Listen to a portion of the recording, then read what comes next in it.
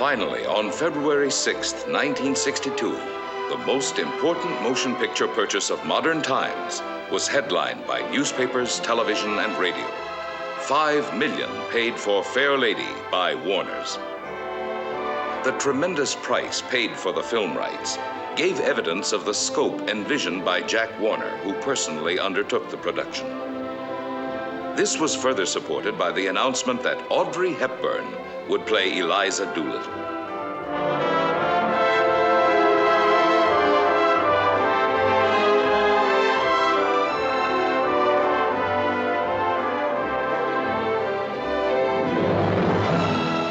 No one doubted that this was the lady for My Fair Lady. The indisputable first choice for the role of Professor Henry Higgins was Rex Harrison, the man who created the character. Despite the studio spin at the time, the casting was not totally a foregone conclusion. Many people staunchly believed that the two stars of the stage show, Julie Andrews and Rex Harrison, had earned the film roles. Jack Warner, however, didn't agree, feeling Julie Andrews lacked the film experience and Rex Harrison lacked star status. Instead, he offered the role of Professor Higgins to Cary Grant, who turned it down, insisting that only Rex Harrison could and should play the part. While Warner ultimately accepted this, he refused point blank to even consider Julie Andrews, insisting that Audrey was the only contender for Eliza Doolittle. With this understanding, Audrey accepted the role. The final cast was an ensemble of fine actors, including Stanley Holloway, bringing to the screen the role he created in the stage play. It's hard to imagine now, as he so completely owns the role, but Holloway nearly lost out to James Cagney, whom Warner initially wanted for the part. With cast in place, Warner assembled a crack team, including the acclaimed but reputedly fiery director, George Cukor, and Cecil Beaton, the renowned photographer and designer, who was responsible for the overall production design as well as the lavish costumes. For months, almost the entire Warner Brothers studio was devoted to the most elaborate preparation in its history. From a treasure house of silks and satins, furs and jewels, highly skilled artisans would create a world of elegance. Sets were a building as rarely seen before.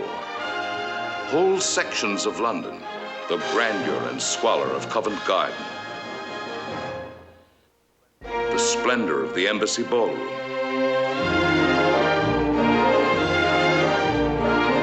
the richness of Professor Higgins' study,